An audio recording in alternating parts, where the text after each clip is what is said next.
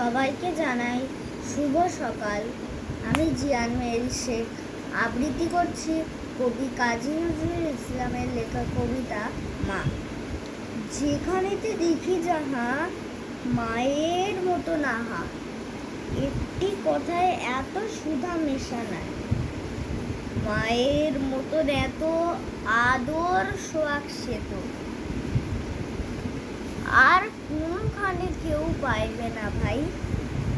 হেরিলে মায়ের মুখ দূরে যায় সব, মায়ের কোলেতে শুয়ে জুড়ায় পরাণ।